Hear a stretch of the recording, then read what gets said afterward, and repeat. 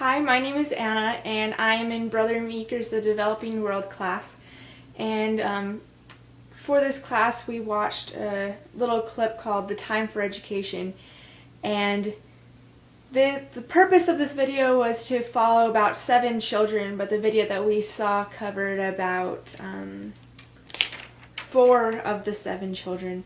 And it just looks at different points in their life. I think one was 2004, 2006, looking at the different ages and looking at the education that they had at that time, the goals that they had concerning education and other things such as that. And so the first little girl that was shown, she was from Afghanistan, and her name was Shugufa. And her story and then the little girl from India, they were my 2 favorites.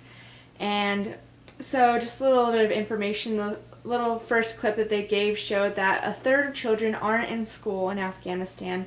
And most girls, they're targeted because the Taliban doesn't want these girls to go to school and to gain an education. So a lot of schools are targeted, and for instance, one little clip showed that one school had been, they'd been hit with a gas bomb, which put a lot of the girls in danger, and they had to be hospitalized. But it was amazing to see how this little Shugufa put all this effort in order to go to school and to get this education, despite the fact that she had to help care for 12 siblings. And in Afghanistan, the boys don't do any of the housework, so she would get out of school and immediately start to work, but she still had this dedication to get her education. And I thought she gained a lot of respect from me because that was amazing. I don't know if I could have the drive in order to finish all of that, help my family, and be prepared for school.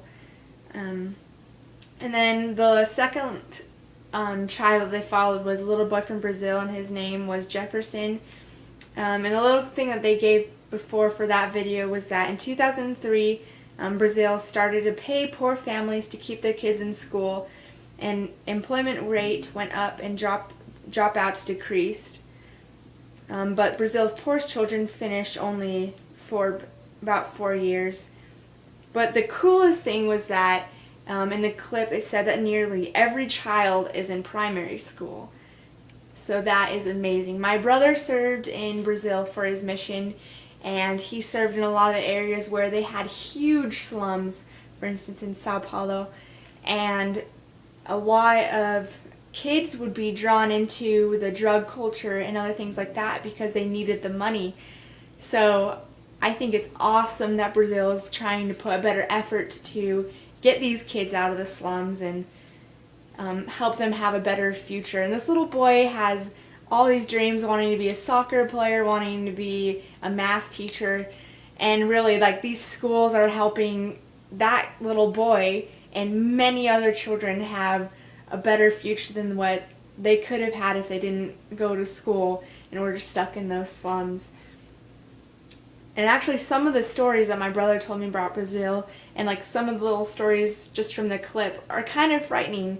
Living in the slums is scary.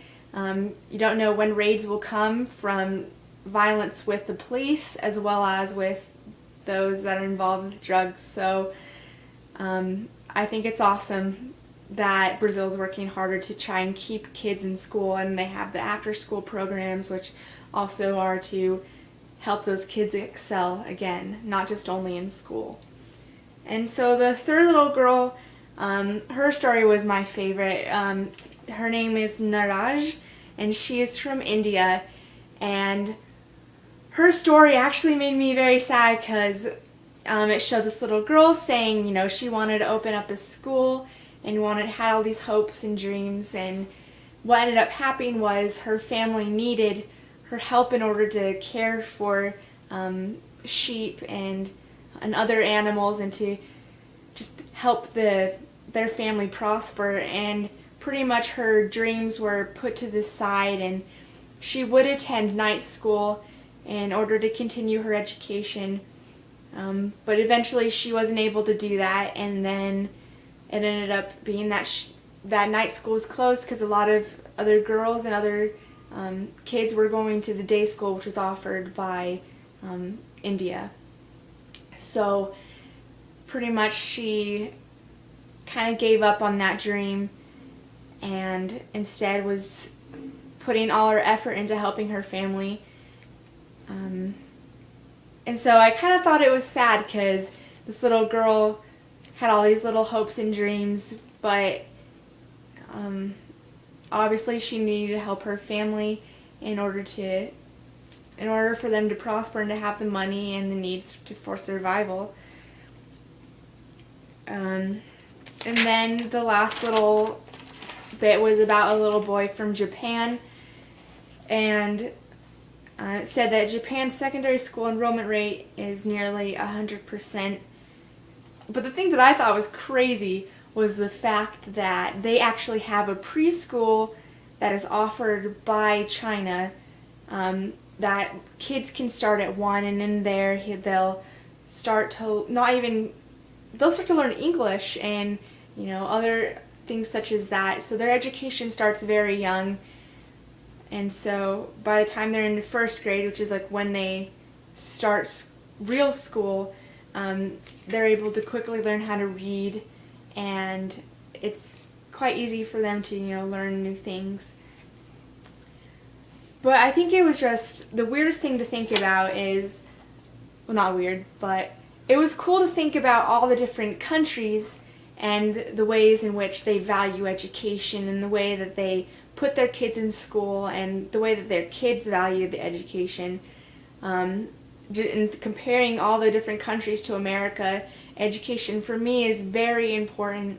I'm in college, and it's weird to think about how many other children didn't have the opportunity to finish elementary or primary school and continue on, even if they did have that desire to do so. And so really I just feel so incredibly blessed to be in this school where I am, and to continue on with college and to have the education that I do, and to have goals and to have the ability to act on my goals and to go for them and search for them. And really I'm just so humbled to watch this video, and I'm so incredibly grateful.